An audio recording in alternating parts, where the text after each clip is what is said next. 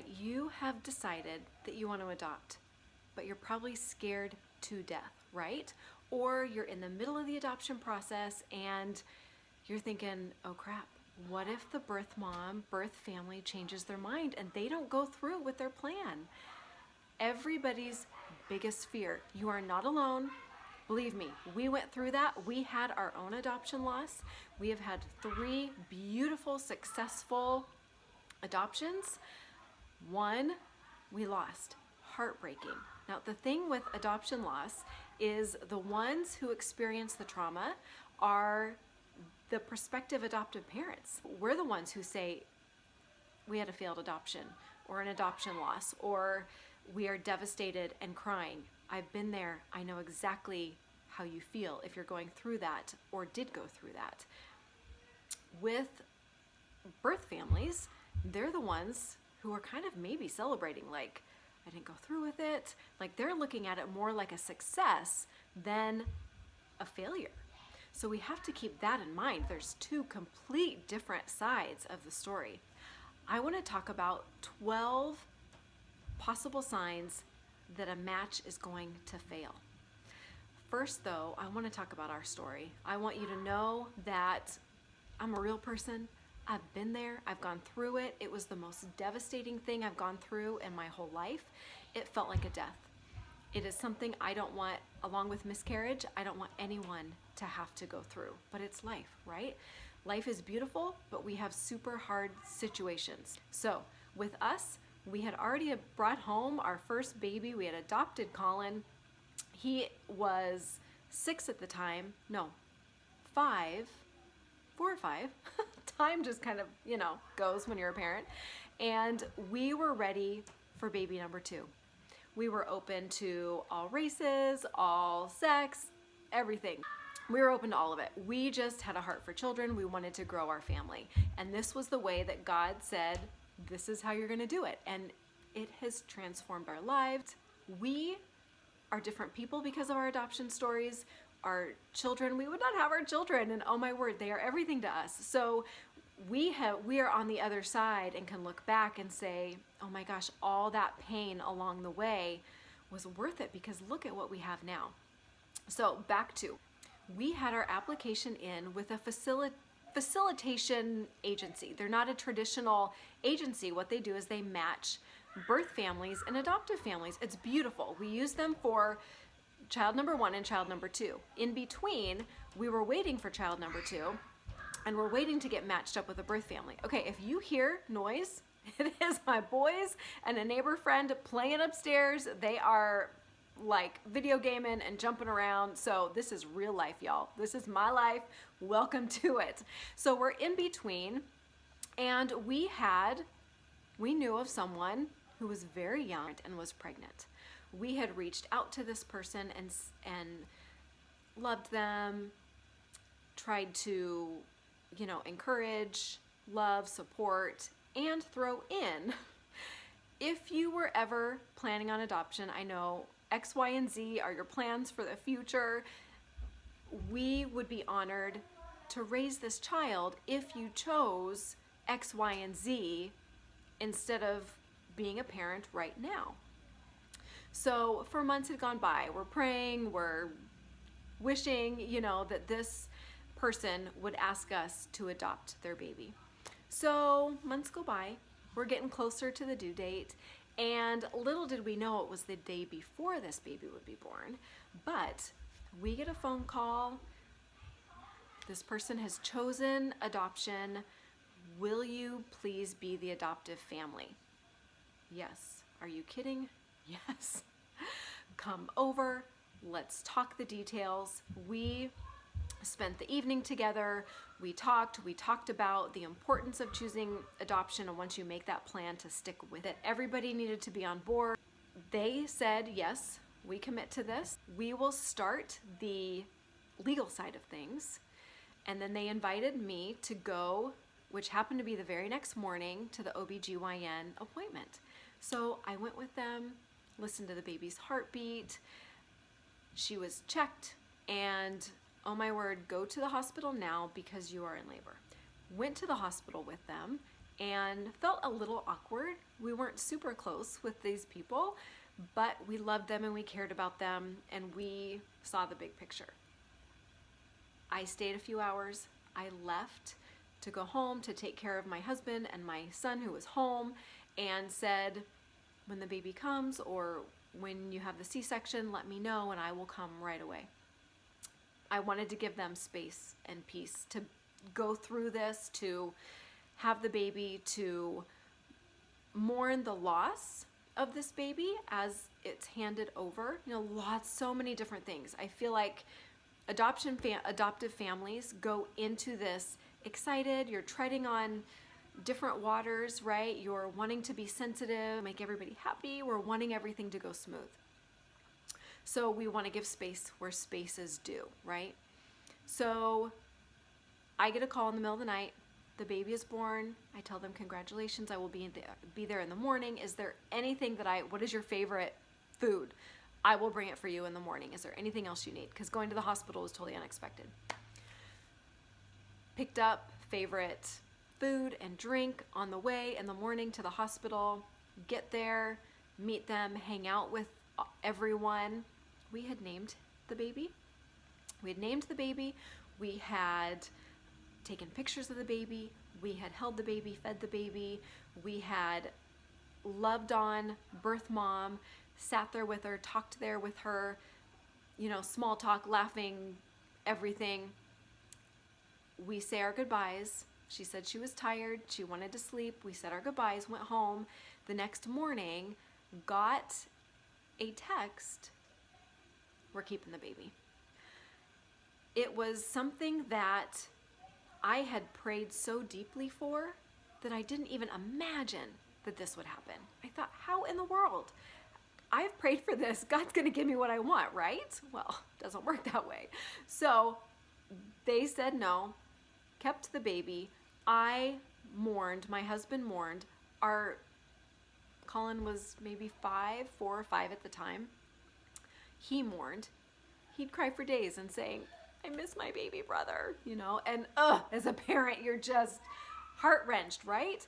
And it took us going through that. It took me months to climb out of that depression, because I really felt like, and this is normal, and if you go through this and you feel this way, let yourself feel this way. You're mourning a loss. It is as great as a death. It was to me. It might not be for everybody, but for me it was. It took months to be able to climb out of that, to say, okay, God, I trust you. What is next? And then just like a month or two later, on my birthday, we got a call from our facilitation agency that said, there is a birth mom who has chosen you. On my birthday. It was amazing. We talked to her the next day. We flew out the next month to meet her. And a couple months after that, Dane was born and in our arms, and we brought him home and he is ours. If it would have worked out to get that second child, we would not have Dane. And that breaks my heart to think about not having Dane. And there's lots of things that God protected us from with that other situation. So we are extremely thankful, extremely blessed, but we are also on the other side of it. If you would have said these things to me while I was in it, forget you, don't talk to me. I need to mourn, and you need to understand that I'm mourning. So the adoptive family is really the ones that are hurt, who are burned, who are forever scarred, as if you just had a miscarriage. It is a loss. I validate pain. I validate your pain if you're going through this. I validate all of it. Feel all the things. Allow yourself to do that. Go get yourself a massage. Buy something for the next baby. Get excited for that next baby. And the percentages that the next adoption will go through smoother is a lot higher. So that's our story. And I just have a passion for talking about adoption loss. And right now I want to talk about the 12 signs that could be a failed adoption. Reason number 1 is that the birth mom's plan might be too spontaneous. Like what happened with us. It was the day before the baby was due. Will you please take this child? That's too spontaneous. There is no room for any preparation mentally for that person to actually decide and follow through with their adoption plan. Reason number 2 is that the birth mom and the birth dad, mainly the birth mom, hasn't been screened well enough by the agency or lawyer or whoever has presented that birth mom to you. They haven't been screened well enough. What is their background? What's their decision-making process? What's their plan? All these different things. Agencies counsel and screen the birth families to make sure they are able to actually follow through with their decision. So if they have not been screened properly, then that opens up a can of worms. It could. Doesn't mean it will, but it could. Number 3 is that the birth mom hasn't been extensively counseled. A social worker or the agency will sit down with this birth mom and they will talk through all the things, talk through what the adoption looks like, how important the adoption plan is if they choose to go through with it. Counsel them through all the areas, grief, how mentally stable are they to make this plan, all those different areas. Counseling is key to this. If they have not been extensively counseled or they turn down counseling, it could end in heartache. Number 4 is that there's an on-again, off-again relationship with the birth mom and the birth dad. So birth mom and dad get in a fight, birth dad goes away, mom's like, I can't do this on my own, I'm gonna choose adoption, I'm gonna make an adoption plan, and then birth father comes back in the picture, they kiss and make up, and okay, I think maybe we can make this work. So if it is a back and forth like that, that could be a red flag. Number 5 is that there's a lot of pressure on the extended side of the birth family, pressuring the birth mom to keep the baby. If there is a lot of that and there's not support for her to make this plan and for them to stand by her, that is one reason that she may change her mind. And that goes along with number 6. So no support, no one to stand by her and help her follow through on this plan, to love her, to take care of her, to encourage her when she's sad, because there's grief. Birth families go through grief of choosing this adoption plan and placing their baby in someone else's arms. In adoption, there's a lot of joy and beauty, but there's also a lot of grief and sadness on the other side. So birth moms, it's extremely important for birth moms and birth dads to have the support that they need to be able to, in a healthy way, get them through this. Number 7 is that she's too concerned about herself and not concerned enough about the family that she chooses for this child.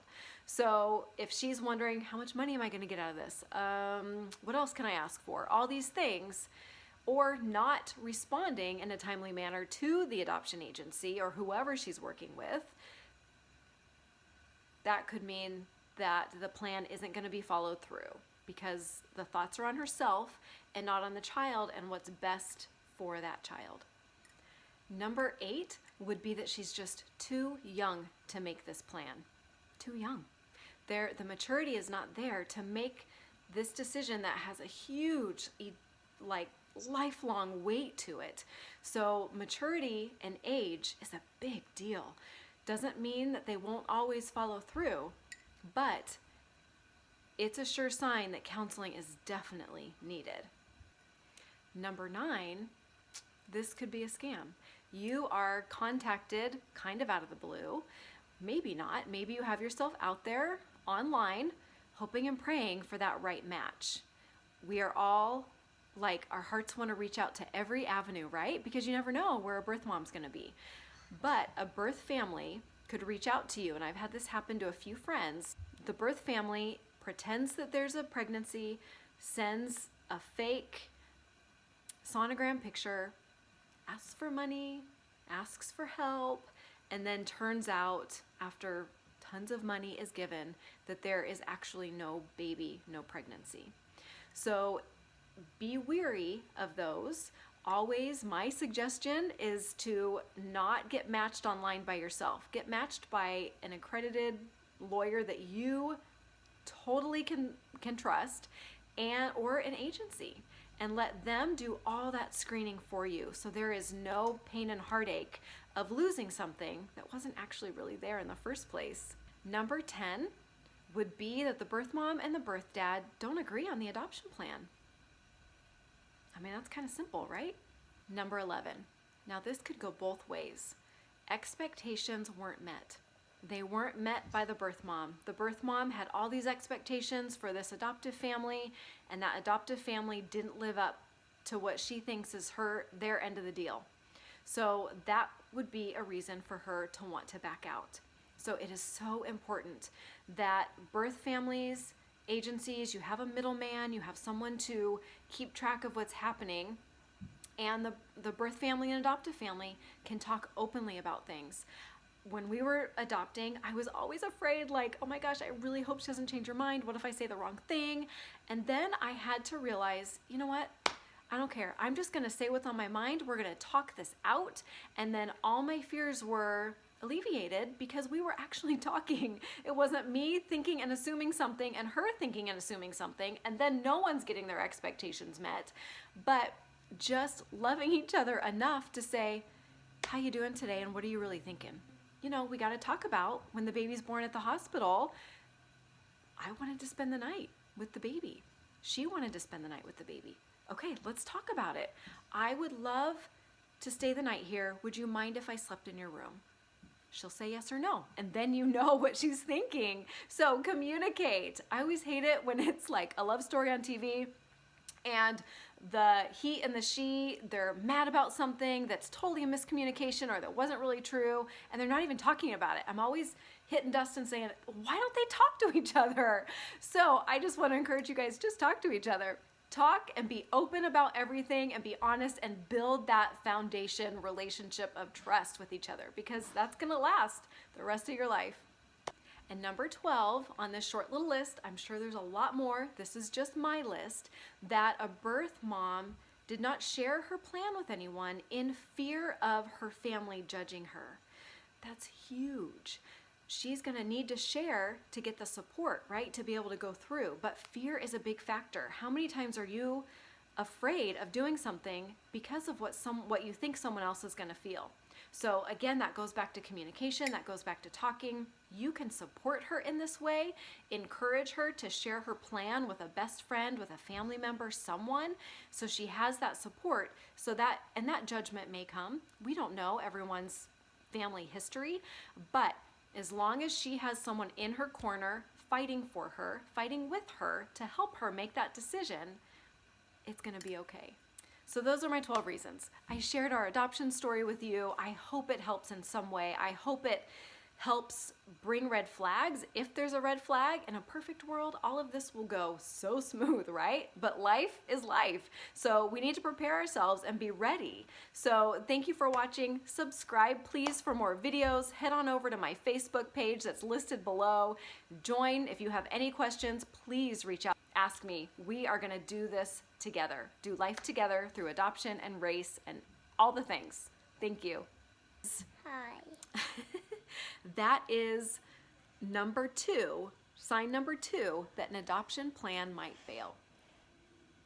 Hey now, take a step outside and seize the day.